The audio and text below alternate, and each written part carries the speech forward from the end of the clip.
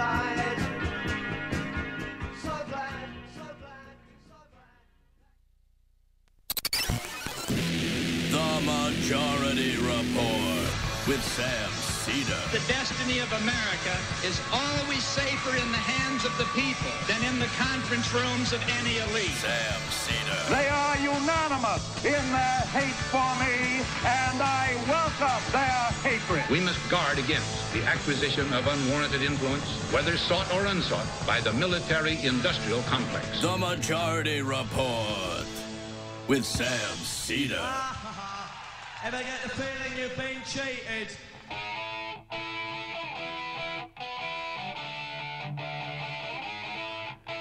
It is Wednesday, January 17th, 2018. My name is Sam Seder. This is the 5-time award-winning Majority Report. We are broadcasting live, steps from the industrially ravaged Gowanus Canal in the heartland of America, downtown Brooklyn, USA. On the program today, Dave Weigel on the Wisconsin surprise last night. Not huge, but could be a harbinger. Also on the program today, 2 days from a government shutdown. Republicans can't even deliver themselves. Meanwhile, the Senate okays expanded surveillance powers for Donald Trump. ICE plans a massive assault in California. Koreans to share a flag at the Olympics. Trump administration looks to institutionalize protections for bigoted healthcare workers. And nearly all members of the National Park Service Advisory Panel resign. Ex-CIA officers suspected of spying for China. And U.S. executed more bombings in the second half of 2017 than in the 2 years prior in Afghanistan. Lastly, 21 states suing over net neutrality. All this and more on today's program. Of course, yesterday, Steve Bannon, too, testified, I guess, for what was it, like 10 hours? I need a day off. Hey, Sam, I'm going to come in back next week. Gotta go to D.C. Justified for, I guess, 9.5 hours in the House panel. Basically didn't say anything. But he has been subpoenaed by Mueller. And apparently, he said, it sounds like that's what his plan is. I'm doing all my talking to Mueller. So that should be rather interesting and hopefully cause a little bit of anxiety in the White House. Why shouldn't they have some? What is that? Whose this microphone is that? Michael's, of course. What's going on now? You got some. You got to move your power source around that stuff. There you go. Sorry about that. I don't know. So Steve Bannon testified yesterday. We'll see. We'll hear more about that as we go along. And we didn't even mention yesterday the story of. I guess today is Wednesday. We didn't even mention the story of Donald Trump paying, I don't know, $150,000 to a woman to Pure, unadulterated, clean, electrolyte-fueled urine. The best.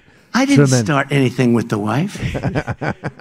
So apparently, I mean, the story is supposedly, right, that there's an adult film actress who Could say that again. who was paid. She was talking and talking and talking, apparently off the record, leading up to the election. Wanted to get paid by Donald Trump to not tell her story, and we're to believe that it's only that she's just covering up the fact that she had an affair, like an adulterous relationship with him. Sure.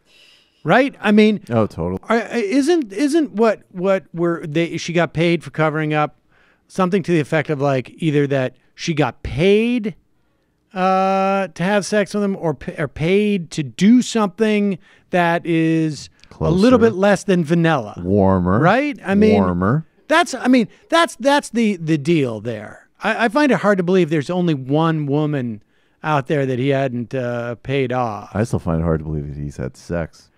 And I find it hard to believe that a woman would willingly do it without there being some type of significant financial remuneration. Oh, like significant. Right? So it could be just like, here's an extra 160 to not tell about the 500,000 I already gave you. It's a package deal. But I don't know. I guess this would have been a bigger scandal with just about any other president, or really, frankly, any other cabinet member, or maybe like low-level state representative. I mean, just about chipped the bitch off 500,000. Why is she still talking? Just trying to honestly, it's sort of amazing. Just a little pee play. What the hell? Speaking of hygiene, when it comes to your health,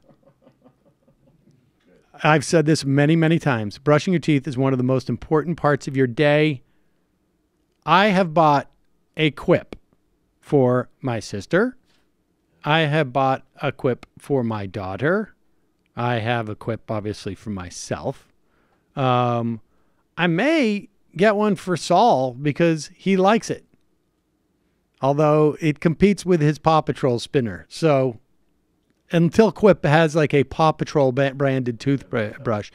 But why have I gotten all of these electric toothbrushes for some of the most important people in my life? Because it is, first of all, I've gotten obsessed about dental hygiene. I think I've talked about that over the past couple of years. I'm not exactly sure why, but I think probably it's because like you get to be my age, start to realize, oh man, this is when I'm gonna have to start to like lay out huge bucks to fix my teeth. Never too early to worry about dental hygiene. That's why I'm telling people right now. And the key to an electric toothbrush is that you use it. That's why Quip has combined dentistry and design into making a new electric toothbrush that packs just the right amount of vibrations into a slimmer design at a fraction of the cost of a traditional electric brush. You can also, it's so easy to travel with this brush. You don't have the huge, you don't feel like you're taking this like huge machine with you as you travel. With Quip, guiding pulses alert you when to switch sides, making brushing the right amount effortless. It even comes with a mount that sucks right onto your mirror, can be used as a cover for hygienic travel anywhere. And Quip's subscription plan refreshes your brush on a dentist-recommended schedule every 3 months for just $5. That includes free shipping worldwide. No wonder why Quip is backed by a network of over 10,000 dental professionals, was named one of Time Magazine's best inventions of the year. Find out why for yourself. Quip starts at just $25. And if you go to getquip.com/majority right now, you're going to get your first refill pack free with a Quip electric toothbrush. That's your first refill pack free at getquip.com/majority. Get, GETQUIP.com/majority. That's like one of those things where I would, and it never really even occurred to me, but that's like one of those things like I would give to like guests who come on the show. Like, hey, Dave Weigel. A Quip? Thanks for calling in. They might take it the wrong way. I don't know. That doesn't seem that delicate. Hey, Dave Weigel, thanks for coming on. Brush your teeth. But he's on the phone. Like instead of like I don't know. It just occurred to me. Like, throw him a toothbrush. It just occurred to me. Like that's actually something we should probably talk to get Quip, because I feel strongly about it. Yeah, why don't you give him out on Halloween too? That's I would do that. I'm not. He'll be the most popular dad in the neighborhood. Exactly. Don't go to Cedar's house. He's gonna give you a toothbrush. Speaking of most popular dad in the universe, Eric Trump. He's is he the smart one? No. Well, he had been, because he was staying out of the limelight. Right. And Don Jr. has look. Oh yeah, now Don Jr. can't come out because he's such trouble, right? Eric, as far as we know, is accidentally committed any type of major felony. That's right. Apparently. I'm the one who's not felonious, or at least as far as we know. I'm the one who was so stupid that I couldn't be invited to the felonious meetings because I'm so stupid. Exactly. I was dumber than Fredo. You're gonna And go so to the they didn't blonde have me one? No. come. See, that's the problem with these analogies. There's no Michael in the family. There isn't even any Sonny, because Sonny had an integrity to That's him. right. And they're all significantly dumber than Fredo. And Fredo was like a tragic, sad figure. That's right. Like, stop calling him Fredo. It's hackney. It's very David Frum-like. That's Like, right. He's Fredo. dumber than Fredo. And it's also wrong. They're all dumber than Fredo. Isn't Ivanka supposed to be the smart one, or are we Right. just talking She's about supposed to be the Michael, She ain't right? Michael. that All right, let's look be real. like a copy of Trump, a la the movie Multiplicity? Ivanka's Well, Mo all right, Green. there you go. All right. Nevertheless, Eric Trump showed up on Fox and Friends to explain that his dad is not just not racist. He's the least racist of any of us. Since last Thursday has been your dad, according to people in the meeting, says some things about race and that people are calling him a racist for the last 5 or 6 days. I know you don't agree with that, but is there anything you could bring to this conversation you think is important? My father sees one color, green. That's all he cares about. He cares about the economy. Right? He does not see race. He's the least racist person I have ever met in my entire life. It's total nonsense. There you go. Well, can you add to the fact that he's not racist? Yeah, he's totally not racist. My dad used to say, we're going to do a deal on boxing with the Jungle Bunnies. There'll be lots of green. He said that all the time. He said, we're going to have a bunch of darkies and other lowered coloreds come to Atlantic City. And I have friends who are leaders inside the Savages community. If that doesn't say not racist, I don't know what does. We're going to have a boxing championship, and he was around Al Sharpton and Don King, and Dad said we can do business as long as they don't touch the silverware or the woman. And if that is not racist, I don't know what is. Only sees green. Only sees green. Only sees green. Yes, that's the economy. Dad told me you can make money even with people that come from shithole inbred countries. Just don't touch the women because you'll get AIDS. Do you think that they spent working on that? Like in the crisis management room, like, well, we've got a couple of different things. One is he's completely not racist, or how about he's the least racist of anybody you know. Right, which I was going to say that might be totally true. Because at least, because I guess, right, because he has moments where he's like, I did shake hands with Jesse Jackson in the 80s. And that by those metrics, compared to all of the Republicans and donors and Klans people and the comp shop and certain Sarah Huckabee Sanders, I am the least racist. Eric comes in and he's like, my dad, how about this? My dad doesn't see any color. And they go, no. Because you need to, the way you get around something like this is like you admit what sounds like a fault, right? But it's actually a defense. So the fault is your father's obsessed with only money, but we'll temper that by calling it the economy. So it doesn't sound like he's actually just trying to exploit stuff. It'll sound like it's about public service. And then you say he only obsessed with green. I remember when Dad had black people moved out in front of Trump Tower the first time when I was 9 years old, and he said to me, it's so sad that there's inbred savages with lower IQs who come from a shithole places. I wish it was different. And that's the kind of compassion Dad has. He's totally not racist. Yeah, when he took out an ad about the Central Park 5, right, that was totally full page ad. Totally anti-racist activism. Well, right there. He was worried about the New York Times making money. Folks, you spend about a third of your life in your sheets. You should make it count. It's time to switch out that bed in a bag set from years ago.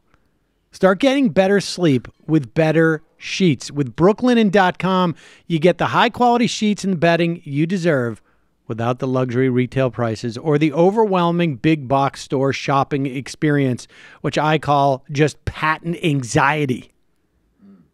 Brooklinen was founded in April of 2014 by a husband and wife team, Vicky and Rich Fulop, on the philosophy that people deserve simple, beautiful home essentials without the luxury prices.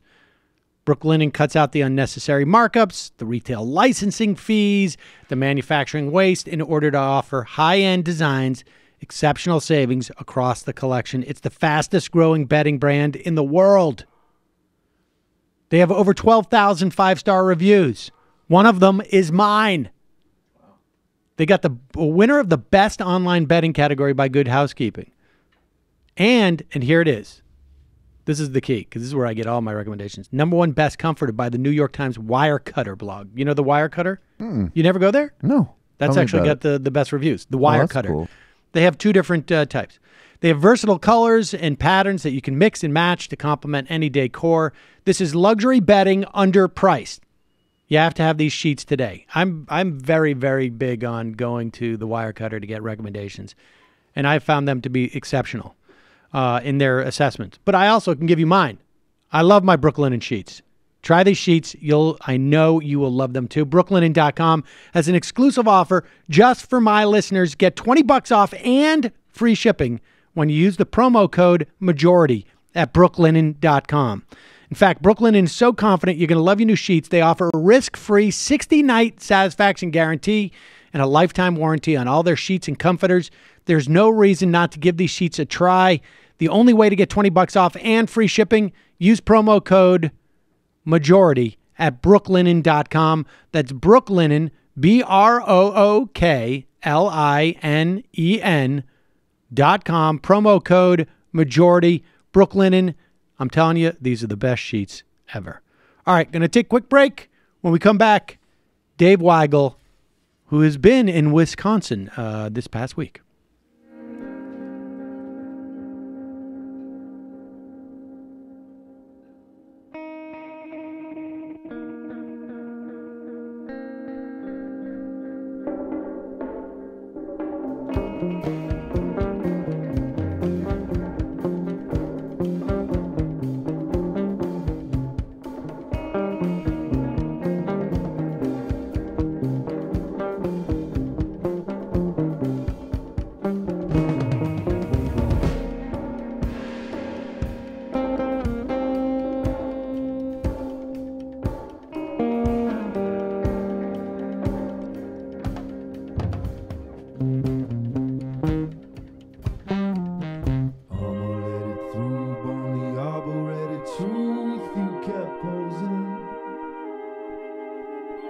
Sat down in his suit, fixed on up, it wasn't you. By finished closing,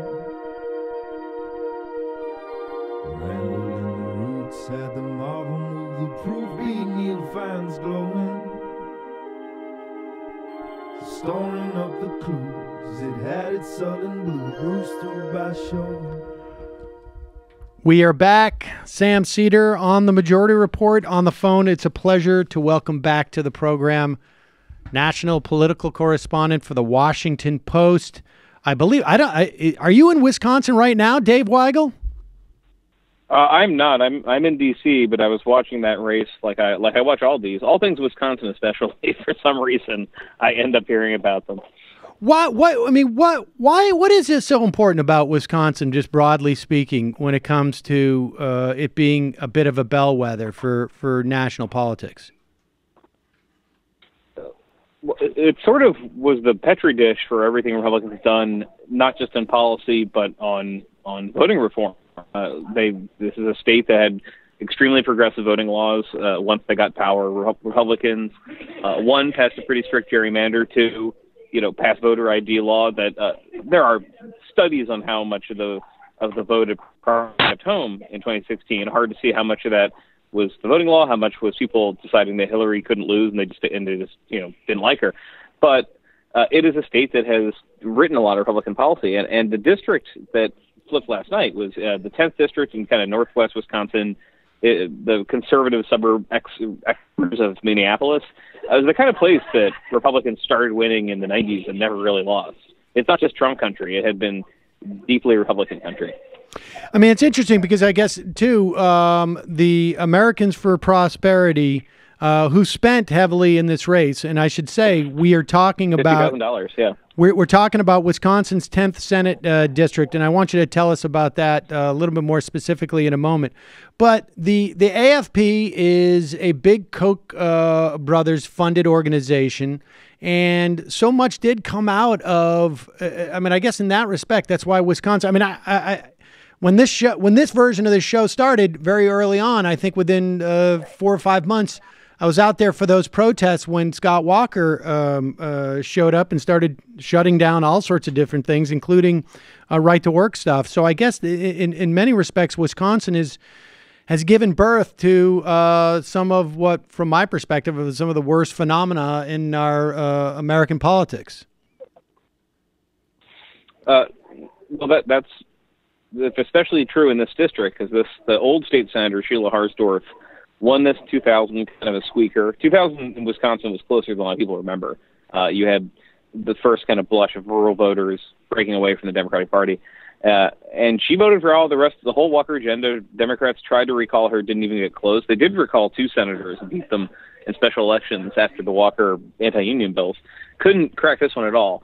What happened in this district was that the rural, I hate to use working class because it's so loaded, but the places where they have not been doing great economically for the last 10 years, generally stayed Republican last night, but not with very high turnout.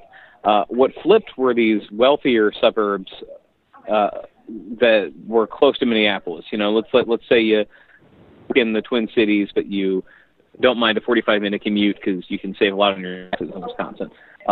Those places had voted Republican for like decades. That is the classic. That's like Northern Virginia. I've got to say like Northern Virginia, but like Northern Virginia was 20 years ago back and voted Republican. Like Westchester County, New York, et cetera. And that's the part that, to total surprise of Republicans, they lost. And so the pattern around the country has been, oh, well, if you're Republican, try and talk yourself into things being okay. Well, yeah, we could lose Northern Virginia, but that's super liberal and diverse, and who cares? If they're losing suburbs that are a lot less diverse, a lot more economically comfortable, I mean, this is a part of the country that's been doing really well.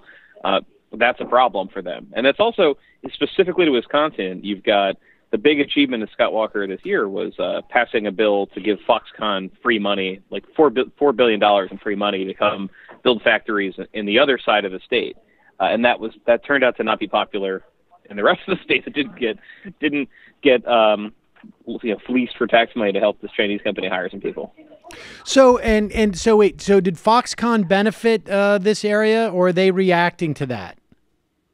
Not especially. I mean, this has not been popular outside. So this famously was started as some brownfields that Trump saw from an airplane and thought would be a good place for a factory. It was months of negotiating to give Southeast Wisconsin, which is actually outside Milwaukee, really conservative, to give them this crop of jobs.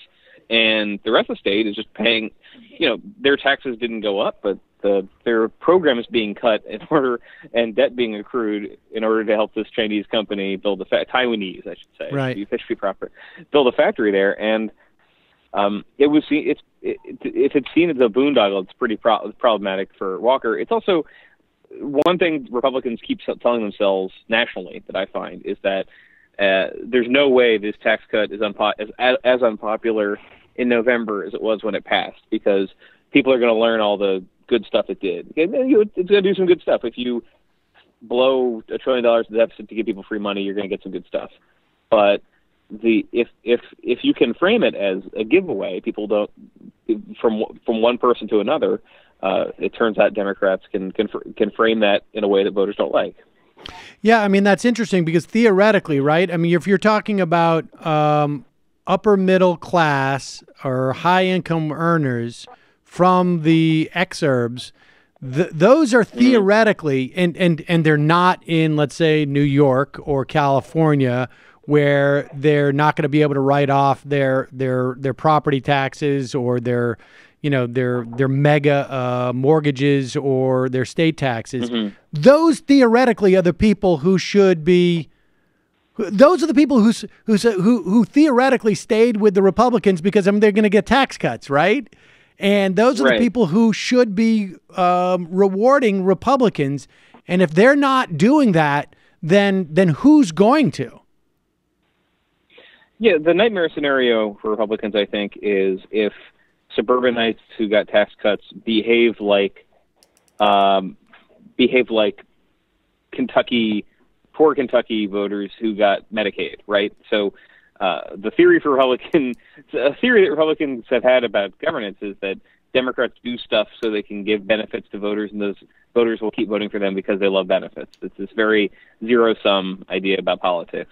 And then Obamacare is implemented over the last several years, and lots of voters get it and benefit and say, hey, yeah, but I don't like Pelosi. And they vote against the Democrats. The risk here that I've heard a couple of Republicans start talking about is, they go home and they do meet people who got benefits from this tax cut, but they hate 90 other things Trump is doing, right? Okay, thank you for the tax cut, but why are you turning all these national parks into oil derricks? And great, thank you for tax cuts, awesome, thanks, but like my premiums are up. So that is a kind of existential worry for Republicans. If the one thing they did that was supposed to be popular turns out to be kind of a mistake. And look, before Obamacare, the example Democrats have is the stimulus, where they literally gave free money to save companies and watch the areas that benefited vote against them. So, okay, and how? All right, give us a breakdown of just how much money was spent here, and a sense of this Democratic candidate, because she wasn't particularly. Yeah. I mean, her politics don't seem to be, particularly on the left end of the spectrum even within the Democratic Party necessarily. No, but one spin I've seen on this already is like, oh, she didn't run as like a Bernie Democrat, which proves that they need to run in the center. No, I mean she ran as a general Democrat. There was a check and balance message, because Scott Walker is now seeking a third term and has had unchecked power for his entire term as governor, and has moved further to the right. So she ran as let's slow things down a bit, and let's also kind of share the wealth, and that was popular. She was outspent. I mean, Republicans got the candidate and the message they wanted here. This isn't like a Roy Moore situation where they can say we got screwed in this election. They got a state assemblyman who had been elected. Actually, the favorite part of the story had literally defeated the Democrat's son in a previous election. So that's going to be fun for them. And he had about $200,000 in outside support. He had more money personally, around $200,000 in outside support from Americans' Prosperity, from Republican super PACs, things like that. Just advertising him as he's conservative reformer, that kind of thing. Whereas Democrats they invested. I mean, they had a Wisconsin super PAC spent about $40,000. Eric Holder's organization spent about $10,000.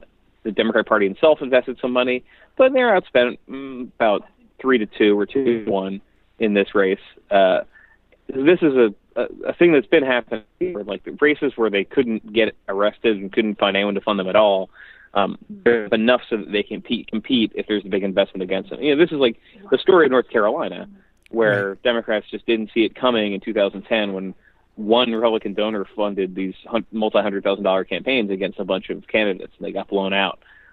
Democrats are trying to do like a much smaller version of that model, and then also capitalizing on all this grassroots activism that's been building all year. Like, they already, in a way that they did not have for really the entire Obama era, they can, go around the horn to women's march groups and local left-wing organizations and get people to knock on doors. Yeah, I was going to ask you about that, what you know about that. I mean, I want to get back to what this means in Wisconsin and maybe what it means nationally. But have you heard much about, and I was wondering about this in the context of Virginia as well. I mean, in New York City, within the 4 or 5 boroughs, I guess it's really 3 boroughs that I've been to, different meetings that were primarily ad hoc women's organizations that had already begun, and this was 6, 7, 8 months ago now, had already begun fundraising for races like this one. I don't know if it was specifically this one, but certainly ones in Virginia, I'm convinced of it, sending money and resources there completely under the radar. Have you heard any of that stuff? I haven't seen any reporting on the implications of that. And I know these people were determined to do stuff, and I imagine they are, but I haven't heard anything about it. You're kind of putting your finger on a debate inside the Republican Party, which is whether there are too many organizations peacocking and not actually doing a lot, So this is not quite the question you asked, but one thing I've heard Republicans say this is more about House and Senate races, is there are several pro-Trump super PACs that send out emails to donors saying we're going to plunge into this race, we're going to help President's agenda, and they'll run like those TV ads you saw over the holidays, just thanking President Trump for being amazing, which is not usually the best use of money. No, it's Democrats. So American Prosperity exists, and it has had a bad couple of elections since November. It was very invested in Virginia. It's been invested in some state races. It's enough where like Republicans don't get caught unawares in anything, but it used to be enough to win upsets, and it looks like it isn't right now. That's partly because of Democrats having money, and that's partly just because of this activism advantage. Like there was a 6-year period where Americans' Prosperity representatives basically had the field to themselves, and they just don't anymore. Right, because there is money. I mean, but I guess I'm specifically asking about, have you heard about sort of ad hoc groups on the Democratic side who are going in and isolating and targeting specific races and supporting the candidates there completely under the radar because they're not, they're not professional groups. They're literally groups of like 60 to 80 women who are meeting, who just know each other and live in one neighborhood and raising, I don't know, $20,000, $30,000, $40,000 or getting services in kind for a race in Colorado. Oh, yeah. Or, I mean, is there a lot of that happening? Because yeah, I've heard these little examples from around the country. There's for example, there's a race, and I started to pay attention to this because in the 16th District of Pennsylvania, which is like Lancaster County and York and Reading, and not quite Trump country, but it's always been pretty safely Republican. They actually moved away from Trump last time. I noticed that the Paul Ryan Super PAC put that on its watch list where they're going to spend money, and I looked into why. It's because there's actually a crowded Democratic primary where there are local indivisible chapters and Women's March chapters that have actually gotten, looked up how to get tax status where they can buy do some campaigning, some real campaigning ads, things like that. And you were kind of saying before, these can be very small. This can be 60, 70 people who just agree to go out every weekend. I've seen that all over the place. And they don't get a lot of attention. I mean, as a reporter working in D.C., it's hard. I'm not sure if I'd pitch like a story. Check out this new group of 50 people in Reading, Pennsylvania. Right. But that is kind of, as somebody who's been covering conservatives for years too, it reminds me of the kind of classic conservative clubs that would form in places, the 60s across the South and 70s, and where concerned citizens, quote unquote, would get together and just get votes out for a Republican who nobody gave a shot. And just realizing that elections are about, I hate to say everything comes down to turnout, but you know what I mean? Realizing that if you're motivated and the other side isn't, you just can get a gang of you guys and move out there. I mean, I saw a lot of this in Alabama where the Doug Jones campaign kind of radar, I read about it once, had a lot of events for women where they just kind of put up a Facebook ad and they'd plug in, or a Facebook listing, not even an ad, like a free thing, and they'd plug into one of the many suburban indivisible groups, and boom, they'd have a crowd ready to do meet and greet, and then maybe a get out the vote operation, just with very little notice. Yeah, that's going to be part of my book. Don't undersell preaching to the choir. But all right. Sorry. So what are the chances? So we have this one seat in Wisconsin.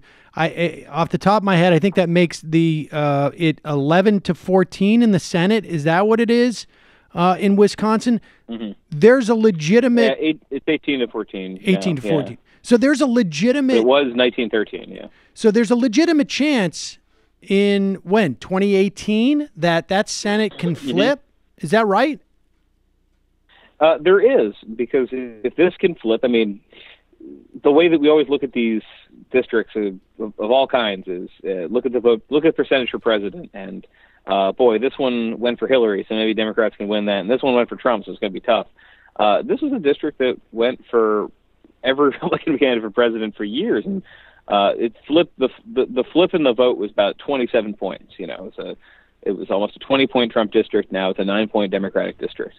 And if that is look, as mentioned before about the suburbs moving, if those suburbs moved, a thing that so on election night in 2016, early on, Wisconsin Republicans thought they were going to lose the state, in part because vote returns from the counties around Milwaukee, including Waukesha County, they're kind of mediocre. I mean, like these are counties where they usually blow it up and win by 40 points, and they're winning by closer to 30. If that continues, there's districts they drew to be suburban Republican territory forever.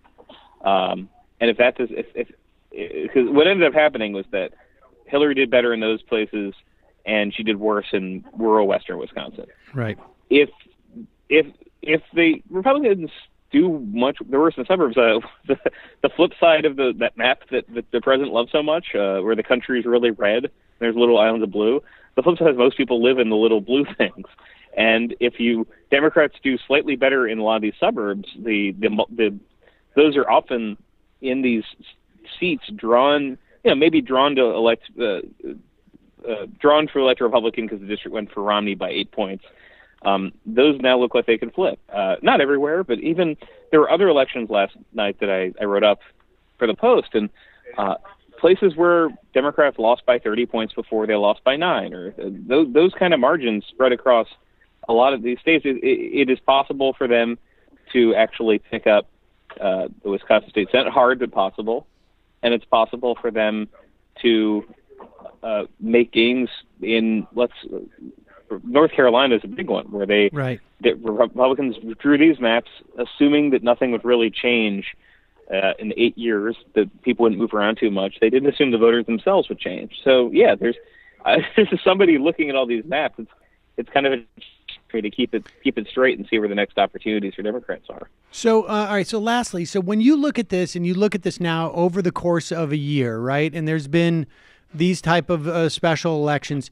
Is there a trend? Like, I mean, for instance, if let's say that Ossoff race was in a month from now, just based upon no other, sort of just assuming everything else stayed exactly the same. It's just that it happens to be later and all this time has gone by. Is there a sense that Ossoff would have had a better chance now than then? In other words, is the gap widening? Or are people, is there been any type of, because it doesn't feel like there's been any type of, like sitting here in my little tiny world, it feels like, okay, people, they're tired. There's a little bit of the enthusiasm maybe not be as intense as it was this time last year. But when you start to see these numbers and people just coming out to vote, it doesn't seem like that's the case at all. It almost seems like it's going the opposite way. Well, that's what I was saying before, where Republicans thought if we pass a tax cut and things are okay, people are going to come around and say, "Oh, that was working for us," and it might be disconnected from that. The one thing I will always point out about midterms where parties got wiped out, the economy was much better in 2014 than it was in 2012, and Democrats got smoked everywhere. The economy was pretty good, and it actually better in 1994 than it was in 92. Democrats lost everything. The economy was pretty good in 2006. This is before the bubble exploded, so unemployment was around 4.5%. So the economy can be pretty good in the metrics, but I think Republicans have this, some of it's learned, some of it's ideological, inability to look at how people are feeling apart from whether their tax burden is high or low. And they don't really have, so they have this opening argument, which is that, well, we're not incompetent, we're able to pass bail, and this tax bill gave you back some money, even though Democrats said it wouldn't. They got that, but on the rest of it, let's imagine your health care bill goes up, which is it's going, or the premiums are going up, which it's going to for most people. Let's imagine the cost of living goes up, which is something Trump used to care about. But apart from that, let's imagine you're doing okay, but you're really just annoyed with the state of the country. Because a thing that I think, because of the Trump victory being a surprise that Republicans do not appreciate is how unpopular the rest of the agenda is. Once you're fairly comfortable, you can vote against a party for lots of reasons. Right. And if you are one of these, I mean, I really think there are probably millions of people who might have voted for, some named generic Democrat in 2016, but took a chance on Trump. I mean, they've been off the train for months. And a normal president, I think, would say, well, that's a problem. let me adjust my policy. Let me maybe not tack in some of these conservative nominees for judicial positions, or let me not rescind this all the various social issues that Republicans are losing sight of. He's not doing that. So there might be a pretty positive situation if you look at one economic category, and then everything might be pissing people off in the suburbs. Right. Everything else. It certainly feels like the case. And I just want to remind you, Dave, that Donald Trump only sees one color, green. That's according to his... That's the best possible spin. I'm too greedy to be bigoted. That's what we were just saying. That's what we were just saying. That's the perfect crisis management. You got to admit something that's not necessarily flattering about yourself, but it's better than being racist. So, Dave Weigel, thanks so much. Really appreciate you coming on and talking to us about this. Oh, well, thanks for having me. I appreciate it. All right, folks, we're going to take a quick break. Oh, my God, we're going to get in almost right in time today. Move into the fun half of the program. Just a reminder, ladies and gentlemen, this program relies on your membership for 94.78% of its revenue. 94.78. I only see green. I only see one color. So you can become a member today by going to jointhemajorityreport.com. Don't forget, yesterday was the Tuesday version of TMBS. You can check it out on our YouTube channel or on iTunes. Also, don't forget, Jamie now has her own Patreon, patreon.com/Jamie Peck. What's your latest piece that you've written, Jamie? Can you hear me? Okay. Last week, I published a piece about the Me Too movement and the limits of neoliberal feminism in attacking workers' rights problems.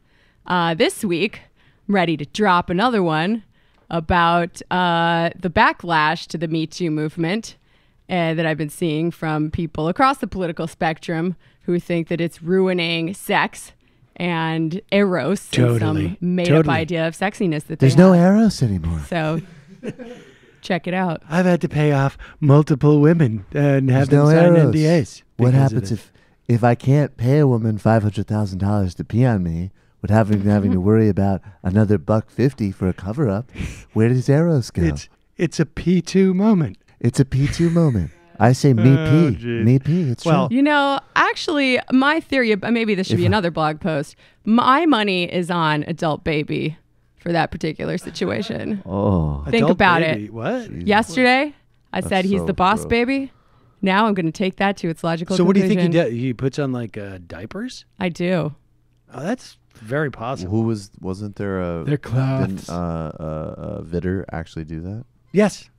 Jesus. That's right. Yeah, he did. She dresses him up in diapers, tells him he's a good boy. Hey, no shame. Oh. No shame. I'm reminded when I hear stories like David Vitter dressing in a diaper that I'm not okay with all types of sexual kinks. I feel like some are disgusting. There's not enough money. Particularly when done by certain people.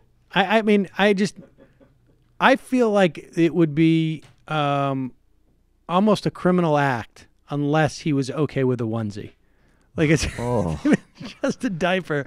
I feel like that's almost criminal. Dan Savage has distorted our discourse so much that we can't say that David Vitter in a diaper is disgusting.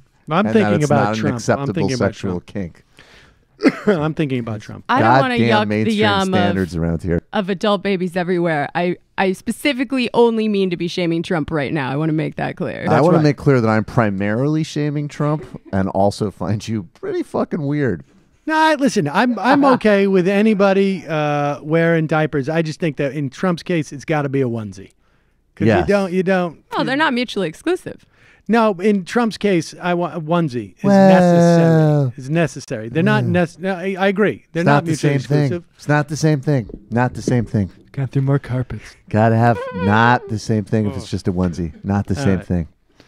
Ladies and gentlemen, we're going to move into the fun half of the Can program. we get that Dave Chappelle R. Kelly remix? Oh my God. I lost my sound That is sheet again. all I can hear when I hear that R. Kelly song. Can you print me out another sound sheet? Because I've already lost mine. They only took. Oh, forget it. I just found it. There you go. All right, folks. Quick break. Head into the fun half. 646-257-3920 is the number. We will take your IM. Check out the app, majorityapp.com. Okay.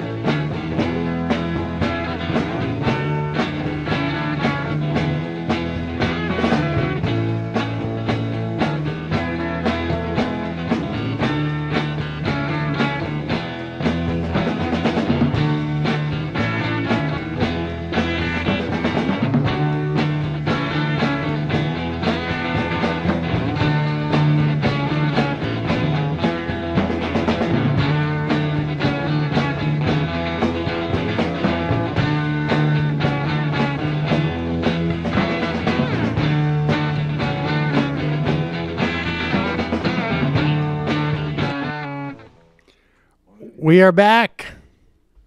Sam Seder on the Majority Report. Ladies and gentlemen, the fallout of the Trump meeting with senators to negotiate an immigration policy continued yesterday, wherein Christian, am I pronouncing that correctly? It sounds slightly Scandinavian.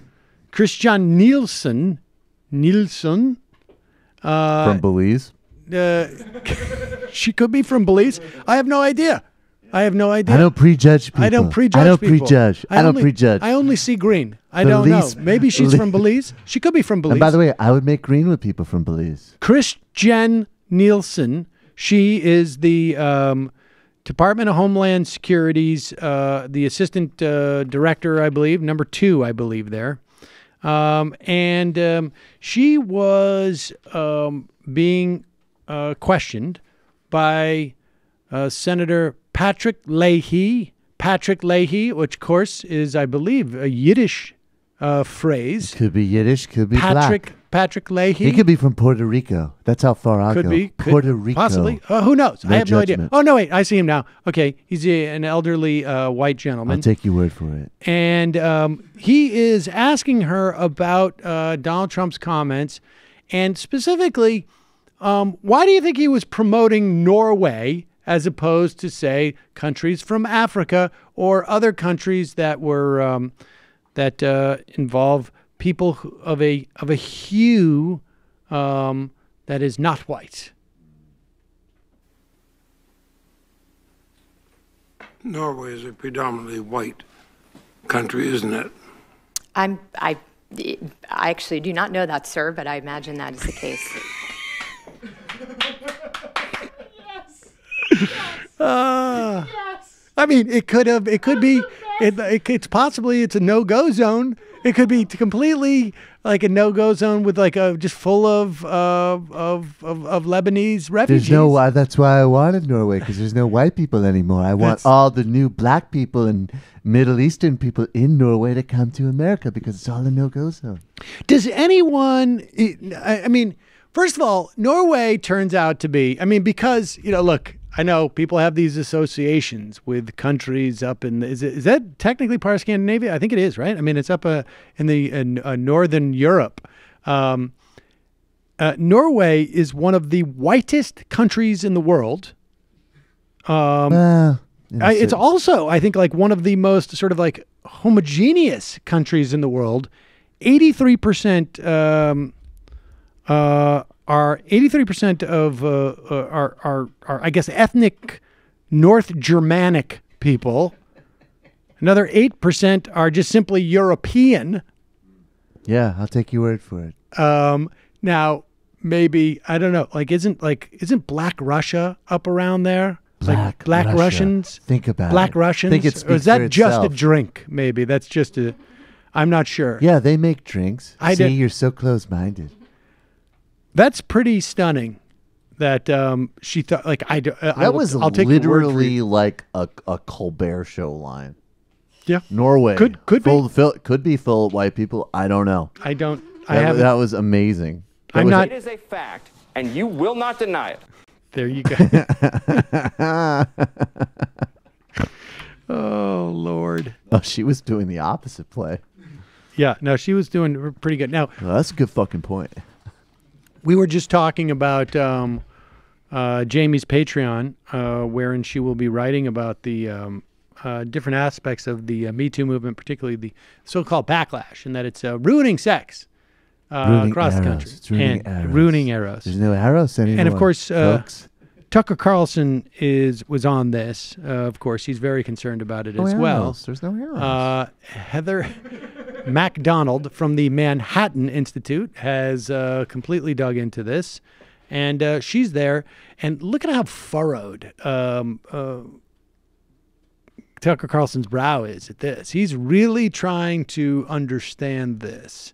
And here she goes. She's going to explain to you what has happened, ladies and gentlemen, by women being in some way emancipated to actually express that they are open to the idea of having a sex life.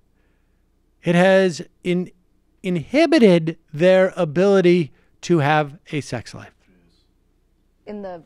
Before sexual liberation hit in the 1950s, you had a set of traditional norms that recognized this basic truth. Men and women are different. It's not social construction. Men and women have different biological drives. Their libidos are different.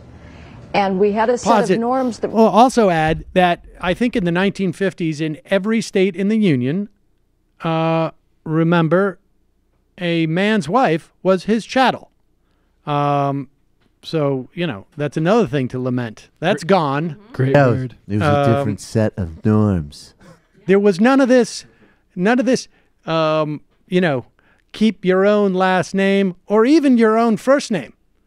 Back in the day, if I was married in 1950, I would introduce my wife as, here is Mrs. Samuel Seder. Here's Mrs. Samuel Seder. There you go. Yeah, that's how they do it in the animal kingdom too. It's just nature. It's just nature, ladies and gentlemen. No construct here, but continue. Restrained the male libido, norms of gentlemanliness and courtesy and chivalry, and we had a default. Pause it. I'm sure you've seen all those images of those gentlemanly, chivalrous men holding those water cannons and spraying down black people. Those were black people, not women. Oh, fair enough. Go ahead. Marital sex for females that was no. And that gave females the power to say yes, but they didn't have to negotiate with the male libido at every instance of some drunken coupling. Sexual liberation threw that all out and said men and women should go mano a mano on the sexual battlefield. They're equal in their desires, equal in their responses to casual sex. And it turns out when you set the default at yes for premarital sex, a lot of women have a hard time negotiating a no. And instead of recognizing that we've sort of screwed up the default settings and are working against biology, women are blaming the patriarchy when the opposite is the case. Now pause it. No, just now, here's the thing: is that there was a couple of missteps in the Department of determining what the default for sex amongst women was. That happened, of course, in the 60s because we didn't have the full technology at that time in which to disseminate the propagation of the default of whether sex is. Yeah, but I think the point is there is no default. Call me crazy. That's why you got to ask. Let's see how Tucker Carlson still has this very concerned look on his face. Like, I think he's thinking, honestly, like, man, what is she talking about? Are you killing Eros? What, are you serious? Isn't Now I'm Eros going to have to gonna respond to die? this. I'm going to do one of those, regardless of everything you just said. Here's my point. The case. Whatever its effects, it has not made women happier the last 50 years. I mean, there's been a longitudinal study on this, and American women have not become happier. I wonder if you destroy men or complete the destruction of men, they're pretty close to being destroyed, I would say. How does it help women exactly? What will be the effect on women? I think you're going to see a lot of regrets. You know what? I definitely, this is where I think, we can all agree. When the men are completely destroyed and we are pulverized into just simply dust. Almost there. And we're almost there. The thing is that I think it's definitely happening too quickly because we don't have the technology quite yet to completely replace us. We're working on it. I understand, but yeah, good luck. You're going to feel a little bit bad if we get destroyed, on Tuesday, and you weren't going to finish the technology until Friday. That's all I think we're saying. That's all we're saying, and I think we can all agree. There you go. Yeah, we'll take it under advisement. You're totally ruining fucking adults. Also, I just want everyone to know that, we keep saying Eros, like we came up with this funny joke, but it was actually used sincerely in a New York Times op-ed by one Daphne Merkin, who is sincerely, at least allegedly, sincerely concerned about this, almost like this god that she worships called Eros that exists independently of any of us. Eros is my fucking god. Am I right, Eros? ladies? Who killed Eros? Which is clearly more important than, the needs of actual human beings, but... You don't know your needs. That's I'm not just me. biologically equipped. If you don't pay homage, then it might rain for a long time. If you pay homage to Eros, then it doesn't rain. Yeah, You're making him angry. You make Eros. Eros is not. Eros is gender fluid. As you know, Monday was Martin Luther King's birthday, and there's nothing that gets under the goat, gets his goat, more than the misappropriation and misinterpretation of Martin Luther King than the renowned Martin Luther King scholar, Dave Rubin. I'm sorry, folks, but we got to do this. Here is Dave Rubin sending a direct message. This is a direct message from the Rubin Report. And I don't know if this has been demonetized yet, and we could have a pity party about it. But here's Dave Rubin. Our clip will be monetized. And trying to explain, he's trying to explain how people are just using Martin Luther King for their own purposes.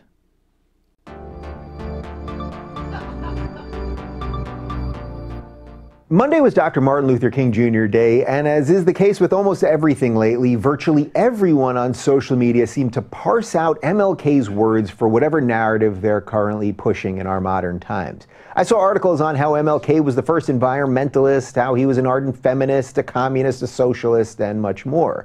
The one quote I tweeted of his is perhaps his most famous. I have a dream that my 4 little children will one day live in a nation where they will not be judged by the color of their skin, but by the content of their character. I believe this quote to be as relevant now as it was in the early 1960s, but for a whole other set of reasons. In the 1960s, MLK was fighting for equality under the law and equality of opportunity, 2 things that we should all absolutely believe in.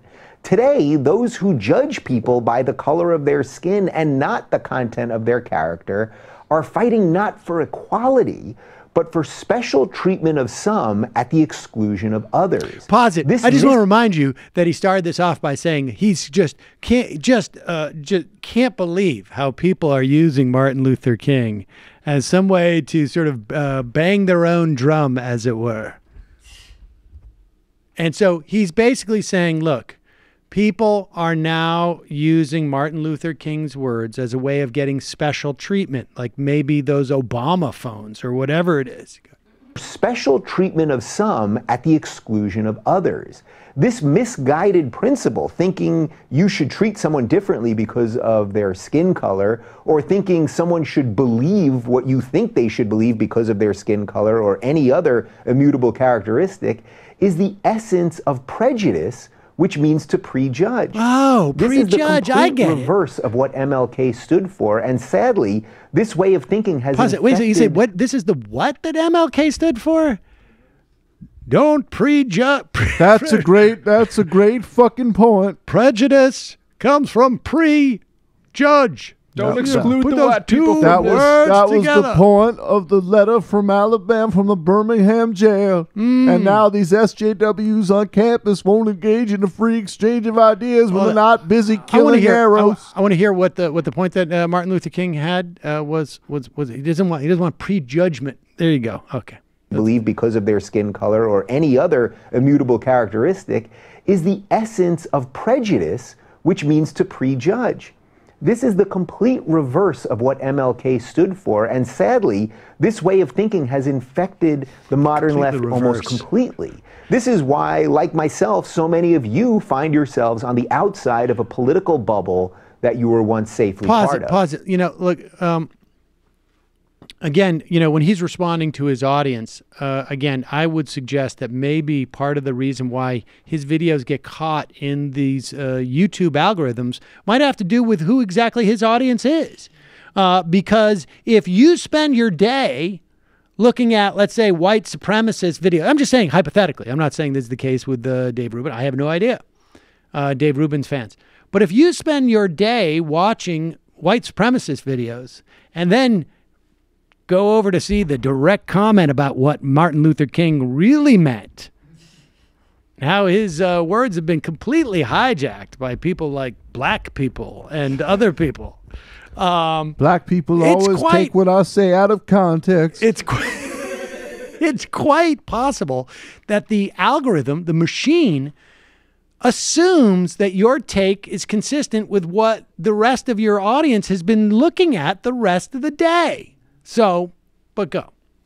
For this direct message, though, I don't want to focus on the flaws of identity politics. Instead, I want to focus on one of the other topics I just mentioned, socialism. And for the purposes of this message, I want to put aside whether MLK was a capitalist or a communist or a socialist or a hybrid of any of them. Yeah, What I I want to put aside all historical evidence about his actual politics. Right.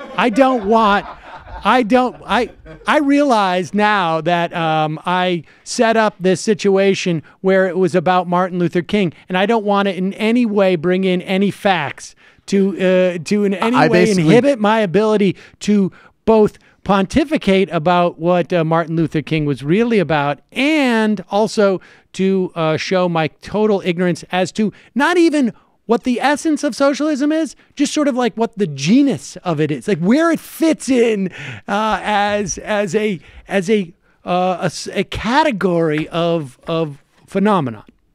rid of any of them. What I want to discuss is some of the reaction around the word socialism itself. The amount of people I see talking about socialism positively is actually staggering. A tweet I sent out saying socialism isn't cool even got me into a little exchange on Twitter with the official verified Socialist Party, who explained to me that socialism has actually never been tried, which is why we don't know if it'll work yet. Perhaps they should tell that to the people of Venezuela right now who are fighting for food and basic services as they watch their socialist system collapse on top of them. The ideas of socialism, that the means of production, distribution, and labor should be owned, controlled, and regulated by the community as a whole, are the worst sort of collectivist ideas which exist. The very implication that the group knows what is good for the individual, that we exist to do things for the greater good, is totally antithetical to the purpose of being human. First of all, he also goes on to show that he doesn't understand that socialism is actually an economic system, and but put that aside for a moment. The purpose of being human, apparently, according to Dave Rubin, is to just be an individual. Is that what he was saying? What was that? What was the last words he was saying there? Can you just? Production, distribution, and labor should be owned, controlled, and regulated by the community as a whole, are the worst sort of collectivist ideas which exist. The very implication that the group knows what is good for the individual, that we exist to do things for the greater good, is totally antithetical to the purpose of being human. Now, so it's completely and totally antithetical to the purpose of being human that you should act for the greater good. I would like to know what the purpose of being human is. Well, he knows because he went to like a YouTube con. He went to a Koch brothers YouTube seminar. But I just can you hold on, wait a second. I just want to sit on this. Can you imagine proclaiming that that it is completely antithetical to the purpose of being human to function for the greater good? Yes, that's Can you basic imagine? libertarian claptrap. That Now, this that is also magically produces he's not the best libertarian. outcome. He's not libertarian because you know why? He's in favor of single-payer health care. That's odd. To the extent that he knows what it is. Of course. I think he stopped saying that. Watching Dave Rubin try to explain what universal health care is like Donald Trump trying to explain that he's not a racist. I mean, I like that he feels the need to take it all the way there. He's not saying, oh, socialism doesn't work in practice. No, it's antithetical to the purpose of being human. Like, these aren't values that we still think are good in human beings. Right. You don't want, listen, if you find yourself doing something that is for the greater good, understand that you are completely working at odds to the purpose of your humanity. Also, I mean, I'm sorry. The purpose of human life, like, you know the phrase above my pay grade? Like, yeah, Dave, like, Jesus. people accuse me of being arrogant. I have never said. Excuse me. Yeah, this is like the dumbest He has man on over the 400,000 subscribers on YouTube. I don't know if it's above his pay grade. It's just like Dave Rubin said. There aren't an open exchange of ideas anymore. Martin Luther King, the idea that people would be working for the greater good would be so repugnant to him. And as we all know, as we stand here today in the March of Glory, that acting for the greater good is antithetical to the very enterprise of human life. An enterprise that is, in fact, enterprise. You're using Twitter because someone had an ingenious idea and pursued their self-interest. And now we all get much more easy to access pornography. But some people think socialism is cool. Well, ask Venezuela how they think about that. To be fair, as a millennial, I will say Dave Rubin is the primary source I go to when trying to figure out what's cool. There you go. Well, that's why he's got your He purpose looks all figured totally out. cool. That beard doesn't look right like it all. Okay, got it. DC Dad. Sam, I heard you advocating for a federal shutdown yesterday. As a DC resident and with a federal employee in the family, my wife works at Treasury. I'm scared to death of a prolonged shutdown. I think the Republican Congress will jump at the chance to punish federal employees by refusing to pay them during the period they are off. Not to mention during the 2013 shut down my neighbor and HHS. Okay.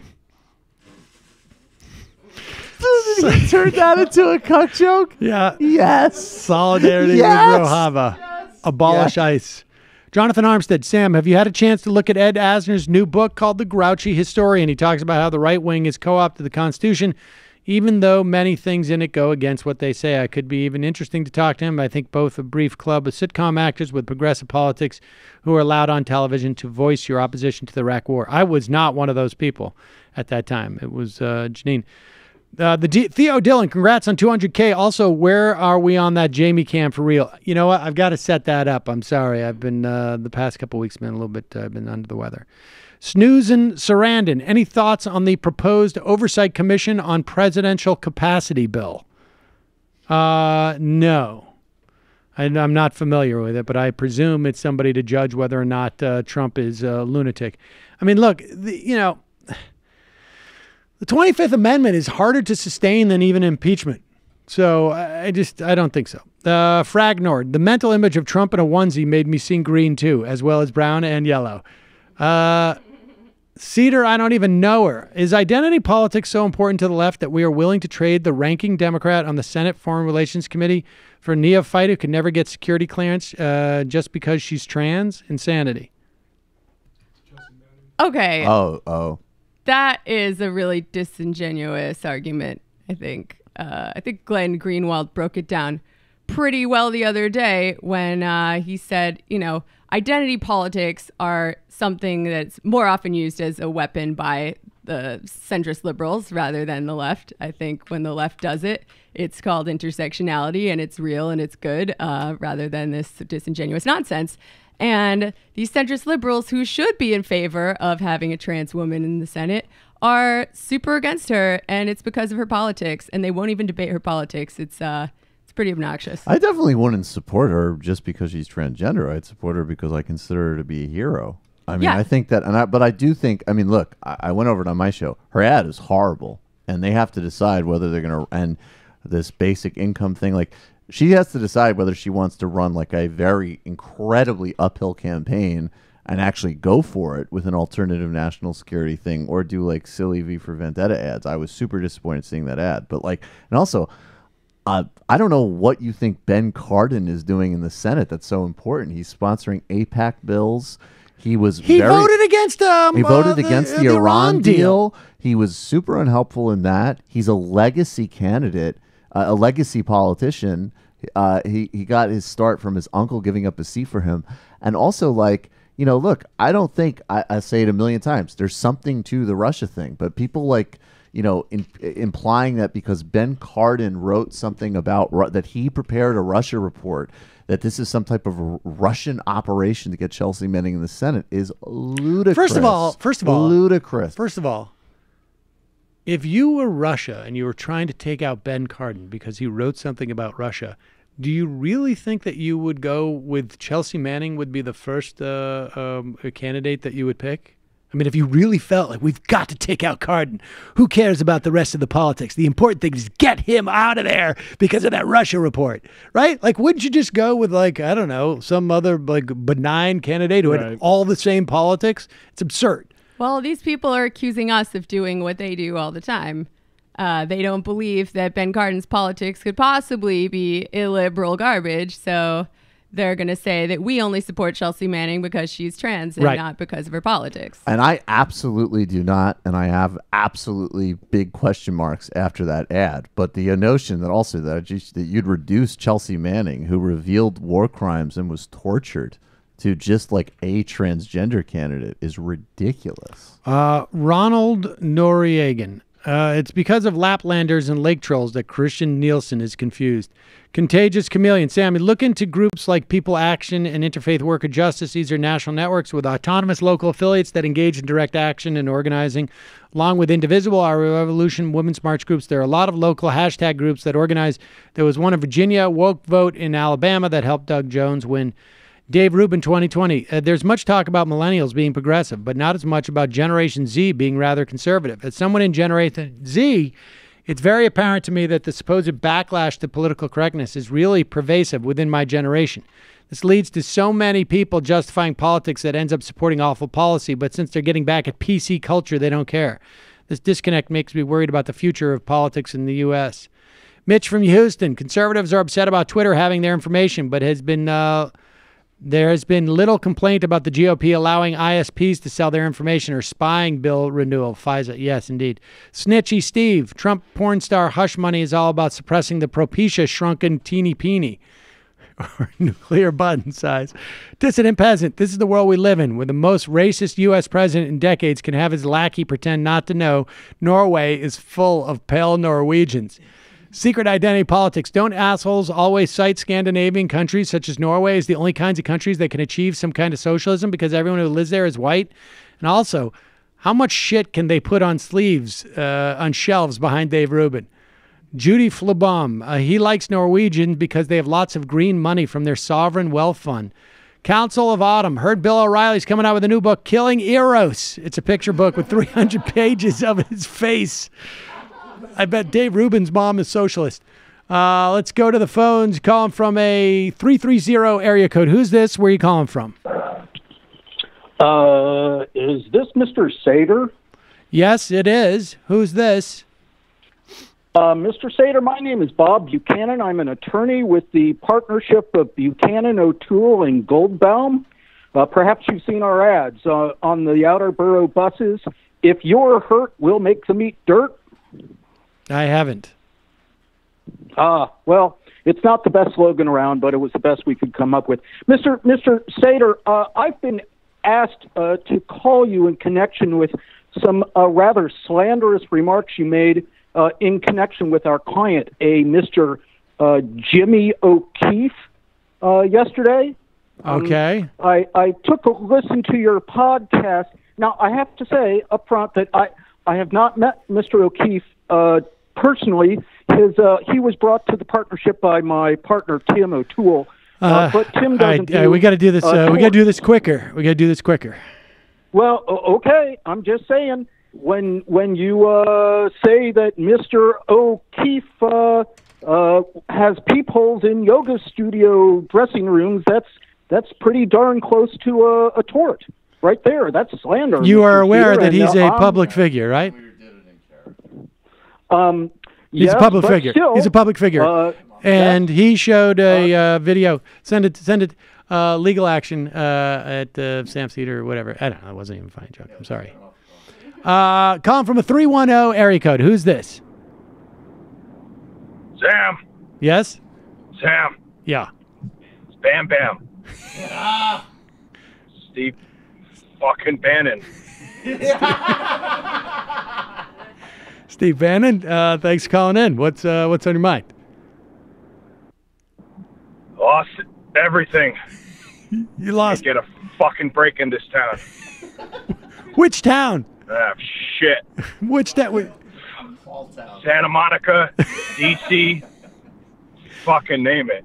All right. No one's returning my fucking calls. Well, I took your call, so I mean, there's that.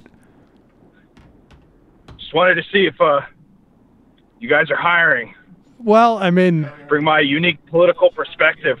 I thought we already did give you a spot. We announced the other day that we were going to bring you on.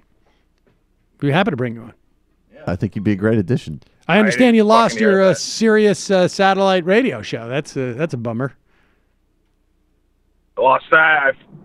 I went through all the networks. Fox wouldn't take me. Fucking CNN.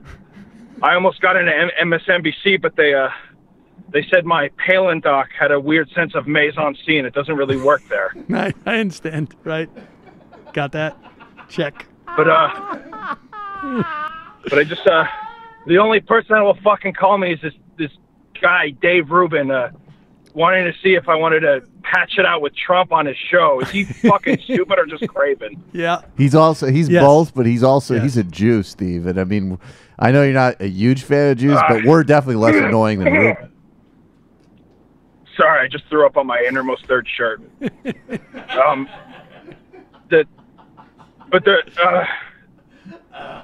real reason I called though is wanted to ask Michael something about Bitcoin to clarify. Well, we'll have to take that tomorrow. I think we're actually going to have a Bitcoin guest on. Appreciate the call. Tomorrow we are. Is that right? Are we going to do that? Are we going to do the Bitcoin? All right.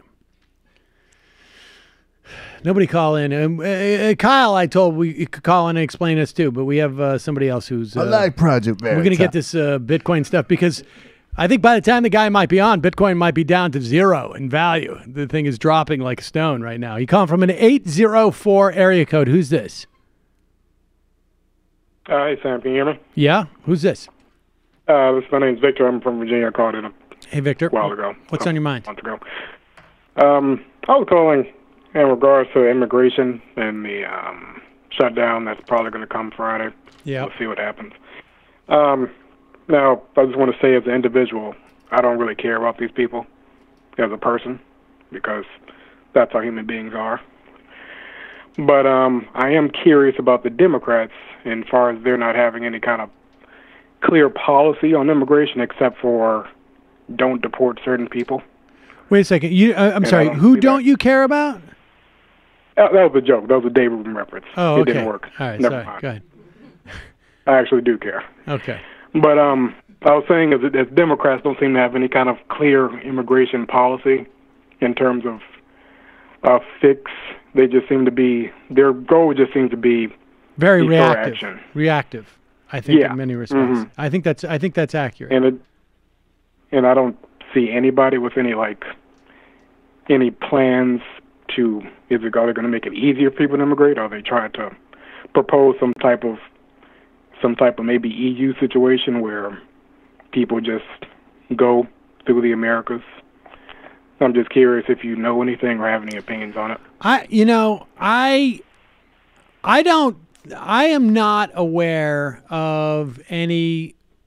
I mean, I think probably. I mean, I would imagine there are people out there on their websites in the past when they've run for office, they have an immigration plan, but it's always sort of these broad bromides of like, we need to maintain secure borders and have an easy and fair way of allowing people in, and I think I mean I haven't heard anybody who says like who has a rationale behind like we should expedite the. I think you hear people say we should expedite the path to citizenship, but nobody says like specifically like here's some baselines. Let's have X percent of people from this part of the world, or X percent of that people from that part of the world. You don't hear much rationale behind it, and I'm not, I'm not familiar with it with one. And to be honest with you, I haven't even sought it out. I mean, I think, largely speaking, from my perspective, we should make it a lot easier to become a citizen. We should make it a lot easier for people who are here, and just basically the lines are just hugely long. I think we should be taking in more refugees. I don't have a problem with obviously deporting people who come in and commit violent crimes. And maybe there's a process where, like, after a certain number of years, you're eligible for citizenship, and during that time, you need to show that you're, at the very least, if not I don't know how you would define a productive member of society, but certainly not one who is running afoul of the law, and in terms of serious crimes. And I mean, I was just curious because, I see us being here at this same point dealing with deferred action if there's no change in the laws. Because as long as the Republicans, they can keep saying, this is the law, we're always going to be in this point of... Well, the idea behind the DACA fix action is to actually say that anybody who's entered into this country who would be eligible for DACA, you would make it statutory. So it would not be deferred action. It would be you have legal status. Citizenship or legal. Well, yeah, that's for them specifically. But I mean, like that father who was deported, was he DACA? He wasn't DACA. No, he was too old to be DACA. Actually. Yeah. Even though he was here when he was 9. So I'm just saying, for people like that, the best we can do is just not put resources at them, and that's not really a fix in my opinion. From my perspective, you give those people citizenship.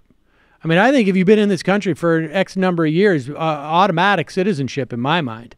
If you have you haven't committed any serious crimes, I would give automatic citizenship. Why not? Yeah. I agree. I don't hear any Democrats saying that or anything. Yeah, I think there's a nervousness about it, but I appreciate the call. Yep. Calling from a 407 area code. Who's this? Hey, Sam. This is Russell from Florida. Hello, Russell. What's on your mind? Well, first, I just want to say that I've been listening to you guys for the past 2 years, all throughout. I just graduated nursing school, and through the Trump election and that, you guys just really helped me keep it together. And just I appreciate you guys. You guys are doing amazing stuff, and just keep it up. Well, thank you. That's nice of you to say. And I called in to talk about the Aziz Ansari story. Yep. And the reaction we've been seeing in the media, and how it seems to me to be a cynical way to push back against the Me Too movement without engaging in any kind of systemic critique. Okay. Have you all covered, or are you familiar with the Ansari story? I haven't. I don't think we've covered it, but I mean, I read the piece in, what was it, in Babe? And yes. And that's about it. I haven't dug too much more deeply into it. I mean, at the very least, it sounds to me that maybe he was, slightly inappropriate. I think that there was,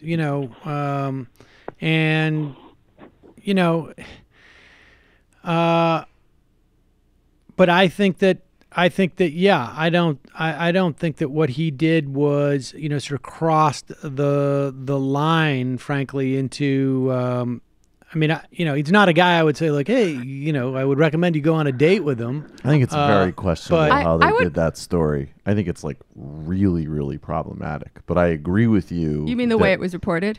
Yes. Yeah, I agree with that. I totally think that essentially, yes. The way it was the actual reporting, or the story in Babe. I think like a kind of one-sided version of a bad date is a weird precedent.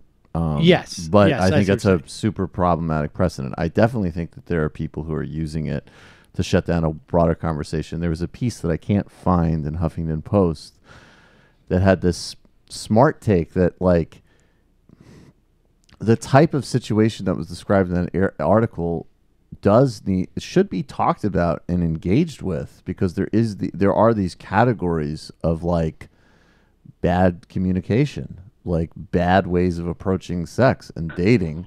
Who was it? Emma Gray? Yeah, I liked Emma Gray's piece on it, but I do think like, yeah, there is going to be a backlash because they gave like a forum and like 5 hours to respond to like tell a bad date story and use this rubric to try to destroy somebody. Well, that's fucked up and irresponsible. To call it a bad date is a little dismissive, I think. What he did definitely crosses into the area of sexual misconduct in my mind. Maybe How would you not define that sexual term, though? assault. How would you I mean, she said no, and he pretended to listen to her and then went back to doing exactly the same thing over and over again. I'd say that's misconduct. Did you read And the article though? Which one? The original one? Yeah, the original piece. Because I think there were certainly very flaws in how it was clear reported. ambiguity, though. No, but even in terms of how she said she conveyed to him, like, there's no doubt that if he was like a person of like, I think this is what Gray was saying, which I agree with, is like this type of thing more broadly should not happen. It's definitely a sign of like serious breakdown in these areas, but he wasn't like, that's not clear in the piece that she said. When in fact, when she did explicitly articulate no, he did stop, and then it resumed. I don't know. I would read it again. I did. I read it. Here's the thing. Here's the thing that also complicates it's all a of crappy this, all right? story.